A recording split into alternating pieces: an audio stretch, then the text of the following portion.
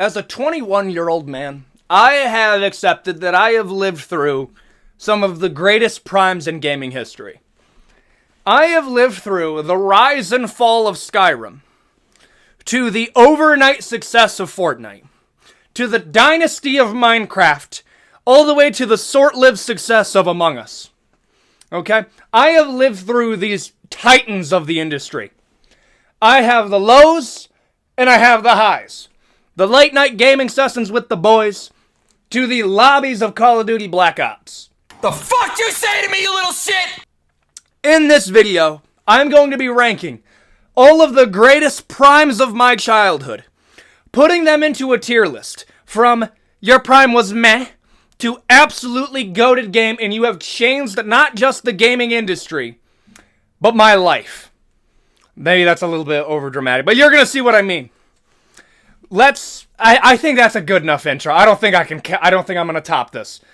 Let's get started with Skyrim. I don't think I need to explain to you that Skyrim is one of the most influential games ever made. Now, let me just say this. The game had problems, and this was the start of Bethesda's Bethesda felt like that they could get away with making purposely buggy games with an old engine, and people will just look at it as, oh, well, it has the Bethesda charm. They tried to do that with Starfield. They tried to do that with Fallout 4. The problem is now in an age where we have games like RDR2, God of War, like games that are technically pretty great. We just don't really accept bugs like we used to. Like, fun fact, did you know that the giants in Skyrim, when they hit you and they launched you into the fucking stratosphere, that was never supposed to happen. That was a bug that turned into a feature. I'm not kidding you. Bethesda's unofficial tagline is, it's not a bug, it's a feature. And that's how I feel about Skyrim. Skyrim, although was a titan in like open world design and did kind of change how we thought about those types of games. Like, I'll tell you this right now. Before Skyrim and GTA 5, open world games were kind of more of a niche than anything. They were kind of kept to that level design, and there's pros and cons to either of these. But Skyrim did it really well. As far as how I would rank the height of Skyrim, and what was the height of Skyrim? I would probably say the first 3 to 4 years of its prime. I remember watching mod reviews. If anybody can remember the YouTube channel that used to do the exploding chickens at the end of every video, that was my jam as a kid. For anybody who knows what that is, please put it in the comment section. I've been trying to find that for years. Now, as far as rating its prime, this is controversial. I don't think it's quite goated. I'm going to name it's great. You're going to understand what goated means in a second. But in terms of rises and primes, it was definitely to the point that it was a staple. I'm going to put it at the top of great. Next up, we got Fortnite. Ooh, this one's a tough one for me because I'm personally not the biggest Fortnite fan.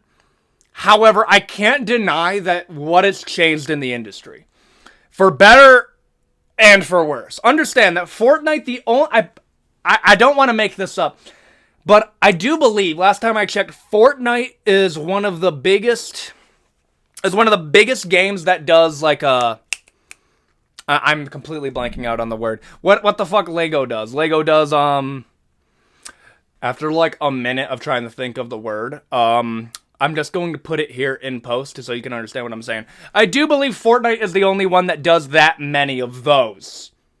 Other than Lego. I mean, let's think of all the collabs. Holy shit, brother. I'm not even kidding you. For you, it's not gonna show like the amount of time it took me, but I'm not even kidding you. There was like a 3-minute block of time where I was trying to figure out what the word was. Collabs. Holy shit. I need coffee. But yeah, Fortnite does so many collabs, and I do kind of like it. The fact is you can play as anybody in this game. Like, canonically speaking, Fortnite is the only game where you could hop into a squad of Ariana Grande, Doomslayer, Master Chief, and Gojo from Jujutsu Kaisen. Brother, if you told me 5 years ago that there was going to be a game where that would happen on the daily, and that's kind of just tame, I would think you were crazy. And there are some pros to that. The parts that I don't like that Fortnite did, every game wants to be Fortnite, whether they want to believe it or not. They want to have that live service success. And I do believe there is a game on this tier list that I think is starting to reverse that. But we've seen so many failures of live service games that it's honestly just kind of bummed me out. Ubisoft made like 13 battle royales in 1 year, and almost all of them failed. Because they want to be like Fortnite. Whether you like it or not, Fortnite's a multi-billion-dollar company. Purely based off one game. As far as what it was able to do, and at its height, I'm going to put it at the bottom of GOATed. Purely because Fortnite at its height had so many players, and like, dude, I remember when it got big out of nowhere, and it was my freshman year in high school. Everybody played this game. I remember when Fortnite Mobile was a thing. And then Apple came in and kind of just said, nah, you can't do that. And it kind of just disappeared. But I'm going to put this one at the bottom of GOATed. Don't worry, I'm going to move it down. But, I mean, I can't deny what it's been able to do. And it did change how gaming works. And it is one of the big three of, like, titans right now. Minecraft. Dude, there's... This one... Minecraft was at its height when I was in 4th grade. When I mean by its height, I'm telling you this right now. Who remembers the Minecraft music videos? The funniest part about this is there was more people that listened to the Move Like Jagger music video in Minecraft than they did actually Moves Like Jagger. Minecraft was an absolute beast when it came out for years. Like, I would argue it's still kind of a thing. Like, I remember buying the card for it, and it was like $25. To this day, this game is also $25. It has changed so much, I'm not going to sugarcoat it, and there are some changes that I don't agree with. I think Mojang is all around just a real lazy company. I don't think anybody's going to disagree with me. How is it that your April Fool's update has more content than you've released for Minecraft in fucking 4 years? I'm sorry. Minecraft is an absolute titan, but I don't understand how they were able to get here. GOATed rise. It hasn't really fallen yet. I mean, every time that I think Minecraft dies, it comes back in like a year. However, the one bad part is I swear, whenever there's a big Minecraft YouTuber, they always end up liking kids. It's so weird to me. But I mean, like, yeah, if you're 27 years old and are still playing Minecraft for, like, let's be real here. More than 10 hours a day, okay? Check them hard drives, brother. Okay? It's Minecraft worlds and illegal photos. Like, I'm sorry, dude. I'm hardcore skeptical of anybody who does it. Call of Duty Black Ops. I had Black Ops 2, but understand this is meant to represent the Call of Duty primates. I would argue Call of Duty was in its absolute heyday from Call of Duty Modern Warfare 1 all the way up to Black Ops 2.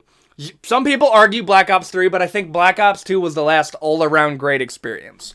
It was so good, in fact, that I'm hearing rumors that the next Call of Duty for 2025 is going to reportedly be a direct sequel to Black Ops 2.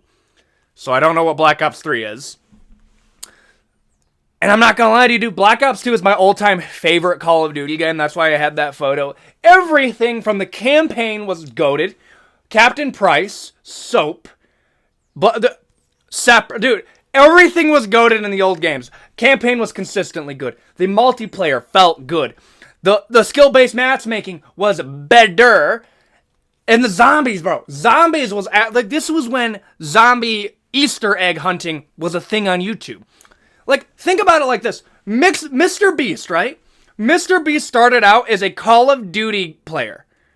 Like, he got his start in YouTube content creation in Call of Duty Modern Warfare 2.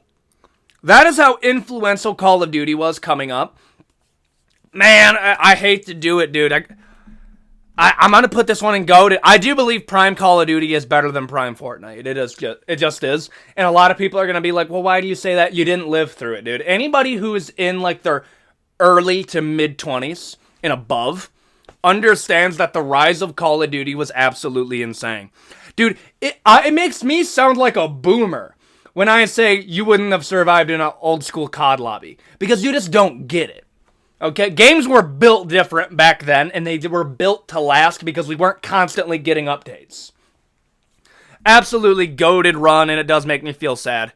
I would do anything for a remake of Call of Duty Black Ops 2 for any, like, just come on, brother. Among Us. Meh. Now, the reason that's on here is because some of the ones I had to get kind of creative for, but if they came in and, like, took over the internet for, like, 3 months, I'll put them on here. Among Us did. You can deny it all you want.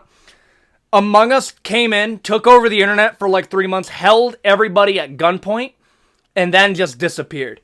The fact is, it is kind of insane how this game was able to go from absolutely nobody was playing it to you had a ninja being jealous of it. I mean, like, that's not saying much now, but I mean, at the time, it was pretty crazy. I remember watching Among Us, like, YouTube videos. Like it was one of those things where it was just intriguing. And then you had the Among Us mobile app that was pretty fun. It was all around like a pretty fun game. And I think the qualities of it that kind of gave it its staying power was the fact that it was a game you would do better if you were a liar. Like, that is kind of a fun thing where you're just like manipulating 5-year-olds into kicking their best friend. Like, that is kind of fun. I'm a bad person, but I mean, like, I'm going to put it in meh purely because it was 3 months, and I think a lot of people forgot about it. Prime Halo. What was Prime Halo? I'm going to say Combat Evolve, Halo 2, Halo 3. I think that's the big 3. People will throw, you could throw Reach in there. You could throw Reach in there, that's a valid one. What made it, Halo Forge. Forge was a big, I remember watching like, I didn't even have an Xbox. I would just watch people play this game. It was just that entertaining to watch as a kid. Goated campaign. I will tell you this right now, even as like a PlayStation guy all around, I do believe the story of Halo is one of the best in the entirety of like gaming fiction. And it makes me mad that Paramount is just actively screwing it up. But I mean, as far as like Halo, dude, Prime Halo, I would put it head-to-head with Prime Skyrim any day. I think Prime Halo and Prime Skyrim, that's a good matchup right there. It's not quite goated because it fizzled out. Like, Halo 4, mid. Then you get into the Halo 5 Guardians, and you just absolutely murdered it. Like, this was like an old yeller. Like, the destruction of Halo is like seeing your dog pulled in front of you, and you gotta put down the dog. That is what it felt like losing Halo. It is that I'm still... it loses goated purely because of how that's gone. Call of Duty Warzone. Call of Duty Warzone and Call of Duty are two separate entities in my mind. Warzone is not Call of Duty. I'm sorry. I refuse to believe that they are the same thing. Anybody who's played those old games into now, it is so crazy how we've gotten to this point. And this is from a dude that I did like Prime Warzone. Now, what was Prime Warzone? Warzone 1, okay? Warzone 1, Verdansk, Rebirth Island, okay? That was it. There's no way around it. Don't be throwing Caldera. Caldera was not a part of it. Don't bring it up. Definitely not Warzone 2. Warzone 1. And it was during the Great Cough of 2020. Brother, we were told by the government to play this game with our boys. And that's probably the greatest advice they've ever given me. The prime of Warzone was during the Great Cough of 2020. I miss those times. Like, as a dude, I don't even really, like, love Call of Duty, right? But that was such an easier time. I remember, like, when we had to go home, right? And we don't know when we're going back. And, like, believe it or not, everybody was worried up to a certain point. Like, everybody had a little bit of anxiety of what was going to go down. But then just relaxing and laying down on the couch, right? And playing Warzone with your boys. That is the closest thing to therapy I've ever had. That explains a lot, actually. I'm going to put this one... I'm going to put this one at the bottom. I would put Prime Warzone slightly under Prime Skyrim. It was that crazy. It made a ton of people's careers. Some people that I'm not the biggest fan of. But Prime Warzone made people's careers, and I am happy for their success. GTA 5. Prime GTA 5, PS4 days, PS3, going to the PS4, and it started to go down around PS5. Absolutely goated, brother. I would put Prime GTA 5 over Fortnite because Fortnite kind of lost its luck. Like, it lost it a little bit, but they've kind of kept it along. GTA 5 at its prime was the only game that you were playing. Like, think about this. We had Prime Call of Duty, GTA 5, and Skyrim mixed in with Minecraft, all within like the course of like 3 years. What a great time to be alive. There was children that were actively begging their parents to let them play this game. I was one of them, bro. I came to the party late. I didn't get to enjoy this at its absolute height. I watched the YouTube videos for it because it was that good. People made their careers on GTA 5. And like, I'm going to be real with you, bro. I'm hoping that we get this channel up to like 20,000 subscribers before GTA 6 comes out. Because I want to capitalize on some of that gameplay commentary. I want to have my own little like thing for that. Do my own version of Rad Brad for that. But GTA 5 did that for so many people, brother. It was a livelihood maker. It was the game that you played with your boys. It was it, dude. It had goated run. I gotta put it there. There's absolutely no question. Another one, Multiversus. Multiversus controlled the internet for like, actually, dude, Among Us had a better run than Multiversus. Now I'll put them in the same one. Among Us and Multiversus are going in the same. In my mind, they're going in the same. There's not much to say about it. How did it get big? So, if you guys remember, there was a meme going on the internet, Saggy 9000. Where, like, Saggy was an overpowered character on the internet for a little bit. Based off, like, a movie that... I don't even know if I ever watched that movie. But there was a movie that came out, like, exploring the idea of Saggy being an overpowered entity. And this game came out at the time of its height, and Saggy was an overpowered character. He was one of the cast. Overall, I mean, I'm putting this one at the bottom of me, because it wasn't even that good. It was basically Super Smash Bros., but with Batman... Saggy, and Arya Stark. Like, that's all you really gotta know. Lethal Company. I would argue Lethal Company is leaving its height. I don't think it's as big as it was. I mean, Matt Pat released one of his final videos on it. Rest in peace, brother. He's not dead, but, like, he's left the internet, so there is a form of death there. But Lethal Company, I'm gonna put this one in decent. I remember watching Wendigoon, Moist Critical. They did a game together, and that was genuinely some of the most entertainment I've had out of like a Let's Play in a while. Jinxie did one with Queso. That was pretty good. The playthroughs were decent. Streamers kind of like adopted it as their personality for a little bit, and that's what makes a lot of these games big, if we're going to be real. But overall, it had a good charm to it. I like scary games. I'm a big fan of scary games, and this was one that had that charm to it. I'm gonna put it in decent. I'm gonna keep it in decent purely because it hasn't done enough to be going to good, but I could see it coming back on full release. Prime Assassin's Creed. This one, my hot take. Good. It's just good. I'm sorry. Assassin's Creed is one of the most overrated games of all time. It is. I'm sorry. Even when we're talking about Prime Assassin's Creed, how much of the runtime of that game is padded by fucking following missions? I remember those games, dude. Assassin's Creed 1, Assassin's Creed 2, going all the way into Black Flag. There was so many missions where you had to follow some dude. I remember rage quitting Assassin's Creed Black Flag because they wanted me to follow a guy in my pirate ship. I'm sorry, there's no stealth there. What are we doing? I'm just trying to be my inner Captain Jack Sparrow. I don't want to do this anymore. Like, let's be real. It was Assassin's Creed 1, Assassin's Creed 2, Assassin's Creed 3, Black Flag, and that was pretty much it. Like, it didn't have the run that a lot of people think it did. Like, don't get me wrong, I like the older Assassin's Creed more than I like the Origins, the Yeah, Origins was the last one I got really into. Odyssey was pretty good, but it wasn't an Assassin's Creed game. And Mirage, don't even get me started on Mirage, bro. Like, it's just not as good as it used to be, but it wasn't the best game all around. Black Flag was the most enjoyable gameplay experience, but even then, that was kind of a happy Assassin's game.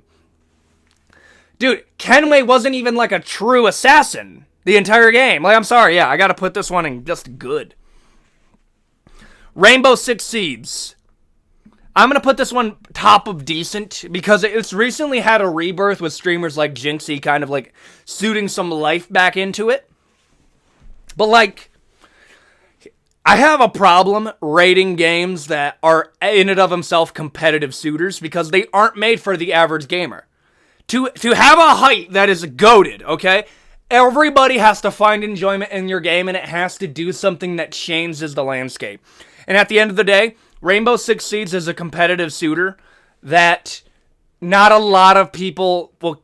How many people actually casually play Rainbow Six Siege? Like, I know people that casually play Warzone, casually play Black Ops.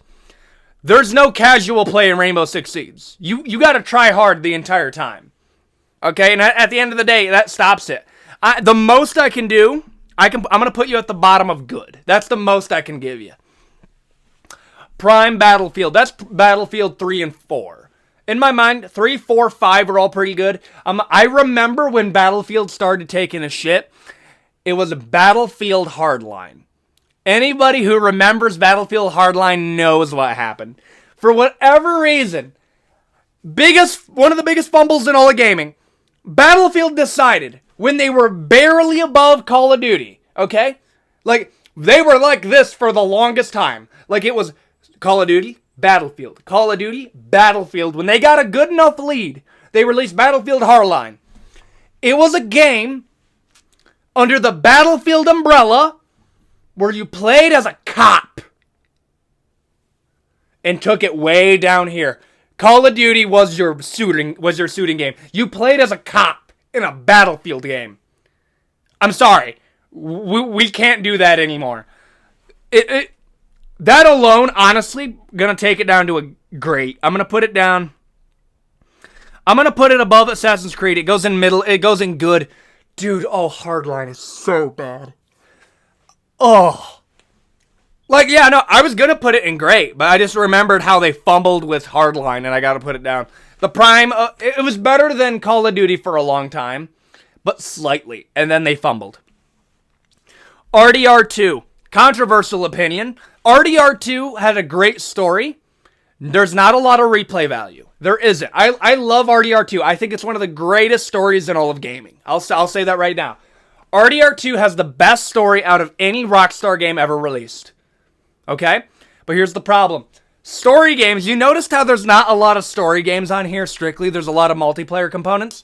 The biggest fumble for Rockstar was them not taking full advantage of RDR2's game online. I wanted to like it so much, it's just not that good. And Rockstar got salty that we didn't like it, so they just avoided putting money into it. Because GTA Online is their moneymaker right now. And it does make me worried for GTA 6. That's my biggest worry. That they're going to make so much money on the online that they aren't going to release anything for the campaign, and the campaign's going to be mid. And they're going to say, more players like playing our multiplayer, so we're just going to put money into that. That's my biggest worry, because they've done it with Rockstar. They've done it with RDR2. Overall, RDR2, I'm going to put above Rainbow. It's middle of the line. The story was good. Arthur Morgan, but like I can't put it above Prime Assassin's Creed. This is not a gauge of how good the actual game was, because that's arguable. This is a gauge of what the game was able to do. Graphically, beautiful. Campaign, gorgeous. Characters, amazing. S tier. Multiplayer was trash. It just was. Good. Elden Ring. Elden Ring, in my mind, is better than Assassin's Creed. It just is. Elden Ring is legitimately a titan in game design. It is how you do an open world. But there are problems. Listen, this is a hot take about Souls-likes. And not just Souls-likes. This is a hot take about From Software. They need to update how they do their multiplayer. Because I'm sorry, it is just outdated. They have been doing the same type of multiplayer ever since they started doing it. I would also say one thing that Elden Ring does great is it is the perfect introduction for Souls-likes for players. I know a lot of people that never played a Souls-like in their entire life and got into it with Elden Ring because it is the easiest to get into. And I think that's good. I'm going to put it at it just didn't achieve a ton at its height, and maybe the release of the new DLC is going to be the thing that takes it up to that great. But we're talking about icons here, and Elden Ring hasn't quite reached that icon status. The Last of Us. The Last of Us has the same issue as an RDR2. It really does. And The Last of Us story is goated. I'm sorry. Last of Us 1 is genuinely one.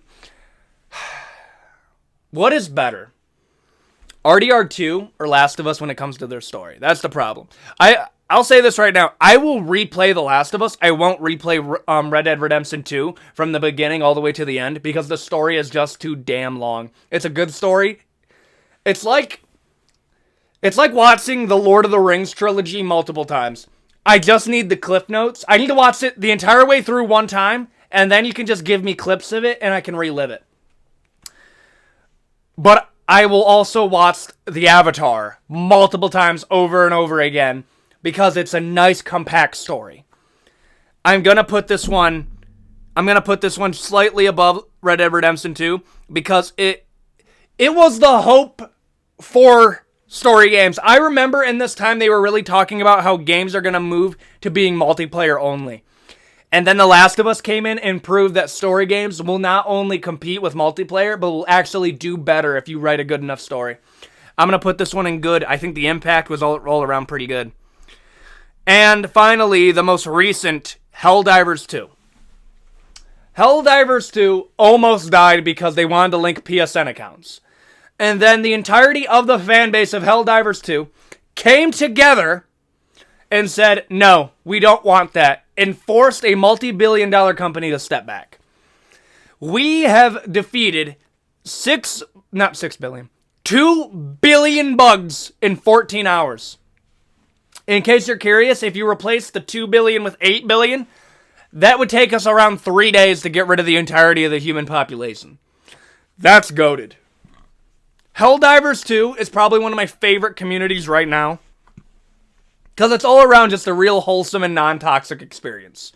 I have never been in a community where hundreds of thousands of players will come together for people to get the chance to play it. I don't think we're quite at the height yet. I could see this game winning Game of the Year purely because everything it's had to do. Every other game that's released this year, Final Fantasy Rebirth, is not a game for everybody. It's just not. Dragon's Dogma 2 was plagued with controversy, and it just wasn't for everybody. Helldivers 2 is for everybody that wants to have fun. Overall, I'm going to put this one, I'm going to put it at good. I'm putting it above Rainbow Six Siege. I'm going to put it above Red Dead Redemption 2 because the multiplayer is just goated. I'm going to put it at the middle of good. But if it can win Game of the Year and continue to capitalize, I will put it into great, competing with Prime Warzone. But as of right now, I'm going to put it in good. And I think that's going to be it for the video. Tell me, what was the greatest peak in gaming in your mind? How many of these did you live through? What games did you feel like I left out? I'm sure I left out some of them, but these are the ones that stuck out in my mind. Tell me what you think in the comments section down below. And if you haven't already, please consider a like, comment, subscribe. It means the most in this new channel. And I will see you all next time. Adios.